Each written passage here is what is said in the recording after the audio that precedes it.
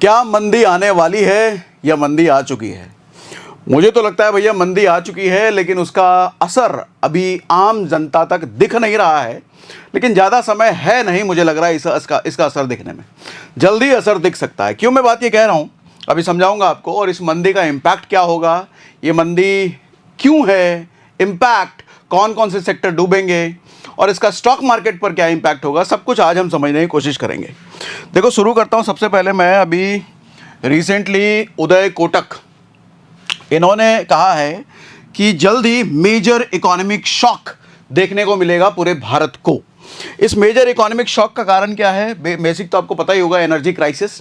Energy crisis का मतलब crude oil, तेल जो स्ट्रेट ऑफ हॉर्मस से आता है, अमेरिका ईरान का जो लड़ाई चल रहा है वो एरिया ब्लॉक है, अभी तक प्रॉपर सप्लाई है नहीं, जिसकी वजह से पेट्रोल डीजल के दाम ऑलरेडी अब बढ़ चुके हैं।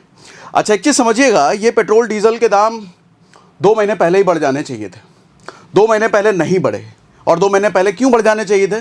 क्योंकि आपको पता है कि 2 महीने पहले हमने जब वीडियो किया था, या न्यूज़ भी अगर आप ट्रैक करते हो, तो हर तरफ न्यूज़ में ये बात चल रही थी कि भारत के पास 2 महीने का पेट्रोल डीजल का स्टॉक है। स्ट्रेट ऑफ हॉर्मस ब्लॉक है, नया सप्लाई अच्छे तरीके से भारत में आ नहीं रहा है। 2 महीने का अगर पेट्रोल डीजल का स्टॉक था और 2 महीने बीत चुके हैं, तो प्राइसेस तो उसी वक्त बढ़ जाने चाहिए थे ना। उस समय प्राइसेस नहीं बढ़े। उसका एक मेजर कारण शायद ये हो सकता है क्योंकि देश में इलेक्शन भी थे, तो सरकार अगर उस समय प्राइसेस बढ़ती तो उनका इलेक्शन पे इम्पैक्ट आ सकता था। लेकिन अब चूंकि इलेक्शन हो चुका है, सब कुछ पूरा हो गया भैया, तो अब समय है बढ़ाने का। अब देखो, आप इंपोर्ट ड्यूटी के टैक्सेस बढ़ गए, गोल्ड के, पेट्रोल डीजल के प्राइसेस बढ़ गए हैं। अभी कई सारी चीज़ें अनाउंसमेंट आपको देखने को मिलती है कि दिन में ओला उबर बंद कर दिया भैया, और भी ऐसी बहुत सारी चीज़ें। मुझे लगता है अभी महीने 2 महीने बाद नहीं, कुछ ही दिनों बाद अलग अलग झटके देखने को मिल सकते हैं, ऐसा मुझे लगता है। ठीक है, अब उस झटके की शुरुआत ऑफ कोर्स पेट्रोल डीजल से हो रही है, क्रूड ऑयल से हो रही है, जो इंपोर्ट वहां से होना है। अब सीक्वेंस समझाता हूं आपको, कैसे ये मंदी आम आदमी को इंपैक्ट करने वाली है, और ये मंदी जो अभी दिख नहीं रही है, कैसे ये दिखना शुरू होगी।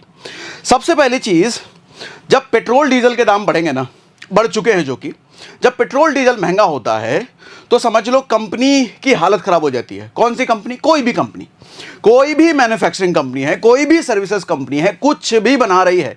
आप आटा दाल चावल कपड़े लत्ते कुछ भी खरीदते हो भैया, धनिया पनिया टूथपेस्ट जो भी खरीदते हो अपने घर में, हर चीज का भाव बढ़ेगा। क्यों? लेट्स सपोज, मान लो आप मैगी खाते हो ना घर में। मैगी जो कंपनी बना रही होती है, उस कंपनी को बनाने के लिए उसको मैदा इंपोर्ट करना पड़ता है, तेल इंपोर्ट करना पड़ता है, नमक इंपोर्ट करना पड़ता है, और पता नहीं जो भी उसको सॉल्ट वॉल्ट यूज़ करना होगा वो करते होंगे इंपोर्ट। अच्छा, इंपोर्ट कहाँ से होता है? कहीं ना किसी जगह से इंपोर्ट होता है। वो इंपोर्ट कैसे होता है? किसी ना किसी ट्रक पे इंपोर्ट होता है। और ट्रक किससे चलता है? पेट्रोल डीजल से। और जब पेट्रोल डीजल के दाम बढ़ गए तो ट्रक वाला अपना चार्ज बढ़ा देगा। जब ट्रक वाला अपना चार्ज बढ़ा देगा, कौन बियर करेगा? वो कंपनी बियर करेगी। लेट्स सपोज अगर 10 रुपए की मैगी आज बिक रही है, तो हो सकता है वो मैगी 12 या 15 की हो जाए, या फिर मैगी की क्वांटिटी कम हो जाए। अभी बहुत सारी एफएमसीजी कंपनियों ने करना शुरू भी कर दिया है, जैसे बिस्किट वगैरह। हमने इस पे एक रील भी करी थी, बिस्किट वगैरह के वो पैकेट अब छोटे हो चुके हैं। तो देखो, जब कंपनियों पे बर्डन पड़ रहा है, कंपनियों पे जब बर्डन पड़ रहा है, कंपनी को महंगा पड़ रहा है रॉ मटेरियल, तो अपने प्रोडक्ट की कॉस्ट को बढ़ाएगी। प्लस उसके साथ कंपनी के पास एक और बड़ा आसान जरिया होता है कि कॉस्टिंग एक्स्ट्रा जो महंगाई की मार पड़ रही है उससे बचने के लिए ले ऑफ, एम्प्लॉयज निकालो भैया। और अभी रिसेंटली आप बहुत सारी कंपनियों के न्यूज़ सुन भी रहे हो, क्योंकि एम्प्लॉयज निकाले जा रहे हैं। और अभी तो असल न्यूज़ आना बाकी है, क्योंकि एक चीज़ समझिए, ये वॉर पिछले 2 फरवरी से चल रहा है ना, 2-3 महीने हो गए। तो 2-3 महीनों में ये कंपनियों का धंधा तो लॉस हुआ होगा, और उन कंपनियों का अब जब रिजल्ट आएगा कि उन कंपनियों ने अच्छा खासा धंधा नहीं किया भैया, लॉस हुआ, ठीक ठाक नहीं कर पाए, तो अब उसका इंपैक्ट स्टॉक मार्केट पे पड़ेगा। अब देखो, होता क्या है कि जैसा मैंने बताया कि कंपनियां जो है प्रोडक्ट की कॉस्ट बढ़ाएगी और लोगों को निकालेगी, कर्मचारियों को निकालेगी। अब जब कर्मचारियों को निकाला जाता है, तो जरा उस कर्मचारी का भी सोचो भैया। वो कर्मचारी शायद कोई होम लोन लेकर के बैठा होगा, काहे कि मान के चल रहा है कि हमारी तो नौकरी सेफ है, हमारा 1,00,000 1.5 लाख रुपया, 50,000 रुपये महीना जो भी आ रहा है वो तो आ ही रहा है, और 5 साल से 10 साल से आ रहा है, क्या ही हो जाएगा। वो सेफ मान करके होम लोन लेकर के बैठा है, कोई पर्सनल लोन लेकर के बैठा है, कोई कार लोन लेकर के बैठा है, यहाँ तक कि आईफोन है तो वो भी ईएमआई पे चल रही है, फ्रिज है ईएमआई पे, टीवी है ईएमआई पे। आजकल तो ईएमआई का कल्चर है ना, और हम मिडिल क्लास वाले भैया ईएमआई हट जाए तो हमारी ज़िंदगी ख़राब हो जाए। तो ईएमआई पे डिपेंडेंसी तो भैया भरपूर है हम मिडिल क्लास वालों की। अब जब कंपनियां कर्मचारियों को बाहर करेगी, जो कर्मचारी बाहर हुआ वो ईएमआई होम लोन का कैसे भरेगा, वो आईफोन की ईएमआई कैसे भरेगा, वो कार की ईएमआई कैसे भरेगा, उसने जिस भी चीज़ का कर्जा ले रखा है उसकी ईएमआई कैसे जाएगी। अच्छा, ईएमआई किसको जाती है? बैंक को। जब बड़ी संख्या में लोगों की नौकरियां जाएगी तो बड़ी संख्या में लोग ईएमआई भी नहीं भर पाएंगे, तो बैंकों को भैया होम लोन की ईएमआई नहीं मिलेगी, कार का लोन दे रखा उसकी ईएमआई नहीं मिलेगी, तो बैंकों पर प्रेशर बढ़ा। तो जब बैंकों पर प्रेशर बढ़ा तो बैंकों का एनपीए रेट बढ़ जाता है। एनपीए रेट का मतलब डिफॉल्टर्स की संख्या। डिफॉल्टर्स का संख्या मतलब जब कोई ईएमआई नहीं चुका पाता, ज़्यादा नंबर्स में बैंकों का अगर कोई ईएमआई नहीं चुका पा रहा है, लोन वापस नहीं कर पा रहा है, तो उस केस में हम कहते हैं कि बैंकों का एनपीए बढ़ रहा है, डिफॉल्टर्स के केस में बढ़ रहे हैं, क्योंकि उससे बैंक का धंधा खराब होता है। बैंक का बिजनेस क्या है? बैंक का बिजनेस तो यही है ना कि भैया लोगों को लोन दो और उससे इंटरेस्ट कमाओ। बैंक का यही धंधा है। जब लोन ही वापस नहीं आएंगे तो सोच के देखो बैंक कैसे सर्वाइव करेंगे।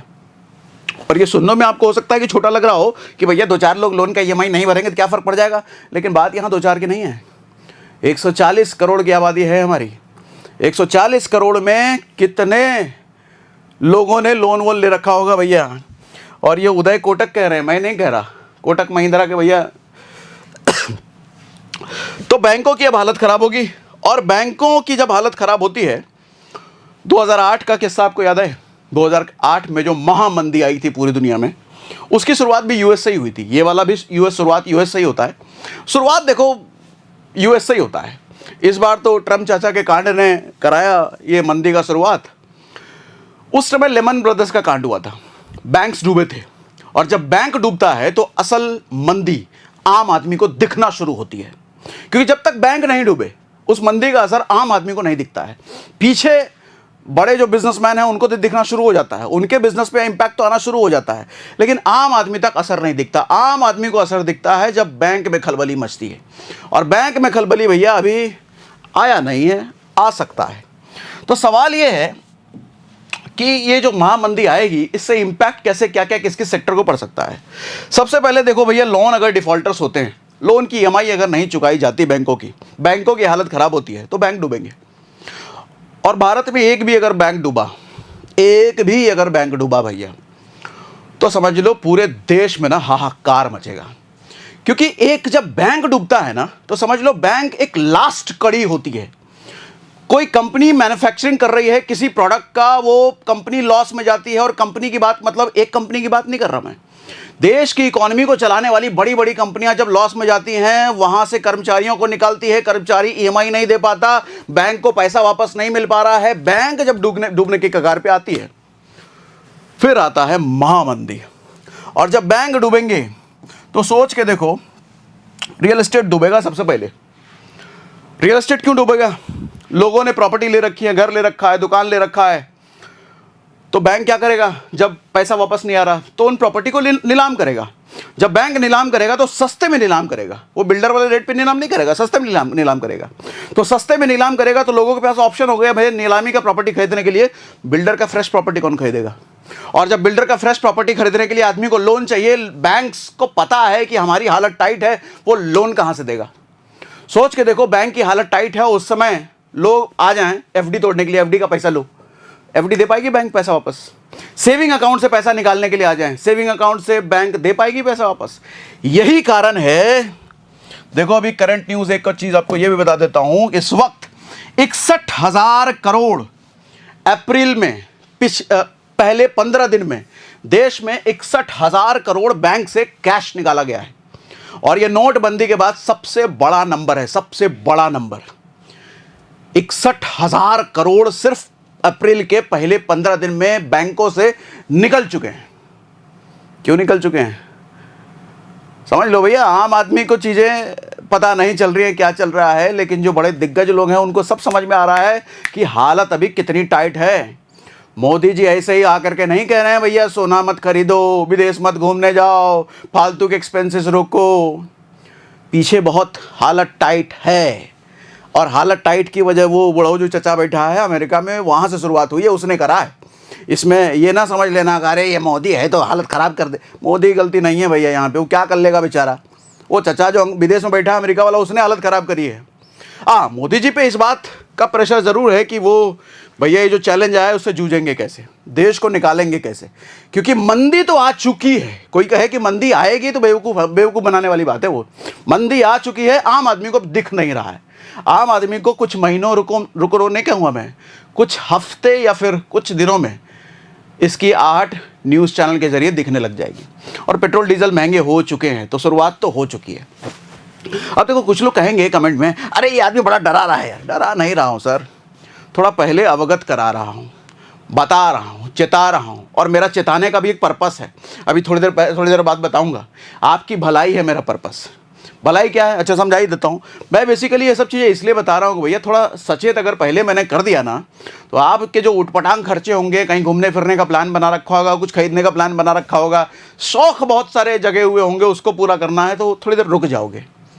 थोड़ा हो सकता है एक्स्ट्रा इनकम पे हाथ पैर मारने लग जाओगे, अगर पहले से पता चल जाए कि खतरा आने वाला है। जो सोच के बैठे हो ना, हम 10 साल से नौकरी कर ले, हमारा क्या ही चला जाएगा, कंपनी हम पर भरोसा करती है, हमारा मैनेजर हमेशा खुश रहता है, हर साल अप्रेजल होता है, इस साल हो सकता है नौकरी से निकाल दिए जाओ। पॉसिबिलिटी है, मैं नहीं कह रहा ऐसा होगा ही, और मैं ऐसा नहीं चाहूँगा कि ऐसा आपके साथ हो जाए, लेकिन पॉसिबिलिटी है सर। तो अलर्ट हो जाइए, ठीक है। और मेरा पर्पस ही अलर्ट करना है आपको। तो 61,000 करोड़ ऑलरेडी पिछले अप्रैल के शुरुआती 15 दिन में निकल चुके हैं। तो मतलब समझ लो कि कैश लोग निकाल रहे हैं। कैश क्यों निकाल रहे हैं लोग, इससे क्या हो जाएगा अभी अगले वाले स्लाइड में बताता हूँ। फिलहाल पहले ये समझो कि बैंक जब डूबेंगे तो भैया रियल एस्टेट डूबेगा। कौन खरीदेगा प्रॉपर्टी यार, कौन खरीदेगा दुकान, कौन खरीदेगा घर। और ऐसे में एक मौका बनता है उन लोगों के लिए जिनके पास थोड़ा बहुत पैसा वैसा बचा के रखे हैं। भैया बिल्डर से नेगोशिएट करो, किसी भी बिल्डर से। बिल्डर दिखाएगा कि भैया हमारे पास बहुत सारे बायर हैं, हमें कोई दिक्कत नहीं है, हम रेट कम नहीं करेंगे। ढंग से नेगोशिएट करो, हो सकता है कि 50% कम पे प्रॉपर्टी दे दे, और बहुत सारे बिल्डर अभी दे रहे हैं। ढंग से अगर नेगोशिएट करने बैठे तो 50% कम में प्रॉपर्टी मिलेगी, क्योंकि बिल्डर को पता है कि पीछे क्या चल रहा है। और अगर रियल एस्टेट डूबा, नए कंस्ट्रक्शन नहीं हुए, तो सीमेंट कौन खरीदेगा। घर बनाने में, प्रॉपर्टी बनाने में जो रॉ मटेरियल्स लगते हैं, उन सारी कंपनियों का क्या होगा, वो सब भी डूबेंगे। मैंने यहाँ पर रियल एस्टेट और कंस्ट्रक्शन कंपनी लिख ज़रूर दिया है, लेकिन इम्पैक्ट ना हर सेक्टर पे आएगा, हर इंडस्ट्री पे आएगा, हर जगह, हर कुछ तो हर जगह तबाही मचेगी भैया, बचेगा कोई नहीं है, समझ लो। और ये डराना कतई नहीं है, ये अवेयर कराना है। और मेरी मंशा सिर्फ इतनी है कि संभल जाओ, खर्चे थोड़े कंट्रोल कर जाओ। मोदी जी जो कह के गए हैं कि थोड़े खर्चे बचाओ, बाहर ना घूमो, सोना कम खरीदो, बात वो सही है, ठीक है। वो अपनी मंशा हो सकता है जाहिर ना कर पाए हो, मैं बता देता हूँ आपको, खतरा है। वो नहीं बोलेंगे टीवी पर ना कि खतरा है, नहीं तो हाहाकार मच जाएगा देश में। मैं बोल सकता हूँ, इसलिए बोल भी रहा हूँ, ठीक है। अब उसके बाद हाँ, एफडी भैया ये सब भी टूटेंगे। तो एफडी टूटेंगे तो फिर बैंक के पास पैसे ही नहीं बचेगा। अब मेरा एजेंडा क्या है, मेरा एजेंडा सीधा सा सिंपल सा ये है कि इमरजेंसी फंड अगर आपके पास हैं तो संभाल के रखिए, तोड़िए मत। छोटी मोटी आपदा आए तो ऐसा नहीं कि तोड़ दो भैया, बचा के रखिए। बड़ी आपदा भी आ सकती है, अभी जो आपदा आई होगी हो सकता है छोटी हो, और नहीं है तो बचाने की शुरुआत कर दीजिए। इमरजेंसी फंड क्या होता है, मैं कहता हूँ भैया आपको सर्वाइवल के लिए 1 महीने में जितना पैसा चाहिए उतना 6 महीने का आपके पास खर्चा होना चाहिए। लेट्स सपोज किसी को अगर 50,000 रुपये लगता है 1 महीने में घर चलाने के लिए, घर में 1 महीने का 50,000 का खर्चा है 17 का मिला के, तो 50,000 × 6 मतलब 3 लाख रुपये आपके पास एनी टाइम होना चाहिए। ये मत देखो कि उस 3 लाख पर मुझे क्या मिल रहा है रिटर्न, कुछ नहीं, सीधा एफडी करके रखो। और अभी जो समय चल रहा है, पता नहीं मुझे कहना चाहिए कि नहीं कहना चाहिए, लेकिन समझदारी तो यही कहती है कि भैया निकाल के रखो, घर में रखो। हालांकि टैक्सेशन वगैरह, इनकम टैक्स नोटिस फोटिस, वो सब रूल समझ लेना, उसके बाद करना। अभी तो मैं कहूँगा इसमें ज़्यादा समझदारी है, यहाँ भी खतरा है। अभी देखो, बड़े बैंक्स में अगर आपका अकाउंट है, जो देश के बड़े बैंक हैं, तो उनमें थोड़ा सा रिस्क कम है। लेकिन बड़े बैंक हैं कितने, 2 3 4 बस, लेकिन मैक्सिमम लोगों का अकाउंट तो उनमें नहीं होता ना। तो अभी तो यहाँ भी आफत है, अगर ये बैंक में है, एफडी में है, सेविंग अकाउंट में है। इसीलिए भैया कैश का विड्रॉल 61,000 करोड़ पहुँच गया है। और साथ में मैं कहता हूँ इंश्योरेंस ज़रूर लो भैया। अब इंश्योरेंस ये ना समझना कि बेच रहे हैं, प्रमोट कर रहे हैं, कतई नहीं कर रहे हैं। इंश्योरेंस का रोल बेसिकली ये होता है कि सर कल को आपदा आ गई, नौकरी चाकरी चली गई, किसी तरह का फिजिकल ज़रूरत पड़ गई, हॉस्पिटलाइज एडमिट करने की, हार्ट अटैक आ गया, डिप्रेशन में चले गए, कोई एक्सीडेंट हो गया, भगवान ना करे ये सब हो, तो हॉस्पिटल का बिल भरने के लिए आपको अपना ये इमरजेंसी फंड, कैश, या जहाँ जमा करके रखोगे वो सब तोड़ ताड़ ना करना पड़े। इसलिए इंश्योरेंस लेकर के रखिए, खर्चा नहीं है, ये इन्वेस्टमेंट है, और सबसे वाइज इन्वेस्टमेंट है, सबसे समझदारी वाला इन्वेस्टमेंट है। लिंक मैं हर वीडियो में दे के रखता हूँ, इसमें भी दे दिया है मैंने। बेच नहीं रहा हूँ मैं, प्रमोट नहीं कर रहा हूँ मैं, आपको गाइड कर रहा हूँ। ज़रूरी है ये टर्म इंश्योरेंस और हेल्थ इंश्योरेंस। जिसके पास नहीं है वो आदमी गधा नहीं है, वो आदमी महागधा है। उस आदमी को बेवकूफ़ नहीं कहेंगे, उस आदमी को महा बेवकूफ़ कहेंगे। ठीक है, तो टर्म इंश्योरेंस, हेल्थ इंश्योरेंस हर किसी के पास होना चाहिए। उसके बाद मैं कहता हूँ एक्स्ट्रा इनकम बनाइए भैया, कुछ भी करो, एक्स्ट्रा इनकम सोर्स बिल्ड करो अभी से भैया, आज से, जब से वीडियो आप देखना शुरू किया अभी से बिल्ड करना शुरू कर दो। कुछ नहीं पता भविष्य में क्या हो, और मंदी आए भी ना आए या ना आए, मारो गोली यार, ज़रूरतें पूरी कर अच्छी होगी, इच्छाएं पूरी कर पाओगे, सपने पूरी कर पाओगे। एक्स्ट्रा इनकम इसलिए भी ज़रूरी है, जो ज़िंदगी जी रहे हो वही ज़िंदगी जीनी है क्या? थोड़ी बेहतर लाइफ चाहिए ना, तो बेहतर लाइफ के लिए भैया पैसे चाहिए। पैसे नहीं है तो बेहतर लाइफ नहीं हो सकती। एक्स्ट्रा इनकम के लिए यूट्यूब पे सर्च करो how to make money, extra online money, हज़ारों वीडियो मिलेंगे, किसी के भी वीडियो देख जाओ, जिससे जो सीखना है सीखो। कोई भी टिप ले लो, फॉलो करो, एक्सपेरिमेंट करो। एक एक्सपेरिमेंट आपका सब सक्सेसफुल नहीं होगा, कोई एक तरीका आप लगोगे वो उससे पैसे नहीं आने लग जाएंगे। ऐसे 100 तरीके ट्राई करो। 3 महीने लगेगा एक सही आइडिया मिलने में आपको, 3 महीने, लेकिन 3 महीने तक रगड़ो अपने आप को। कोई एक आइडिया मिल गया, ज़िंदगी बदल जाएगी। तो एक्स्ट्रा इनकम पर काम करो भैया। आपदा अवसर, ये सही आपदा आई है सही अवसर पैदा करने के लिए, तो इस आपदा को आपदा की तरह ना लेकर के अवसर बनाइए। एक्स्ट्रा इनकम पर फोर्स कीजिए। इमरजेंसी फंड ये अगर है तो ज़्यादा बेहतर है, ये बहुत ज़रूरी है, और ये तो सबसे ज़्यादा ज़रूरी है। एक्स्ट्रा इनकम सोर्स बनाइए। ठीक है भैया, बाकी आप क्या सोचते हो बताइएगा हमको कमेंट बॉक्स में। चलो आज के लिए इतना ही। फिर से कह रहा हूँ, डरा नहीं रहा हूँ, अवेयर कर रहा हूँ, सचेत कर रहा हूँ, और जो मेरा काम है ज़रूरी है सचेत करना। चलो भैया आज के लिए इतना ही, बंद करो।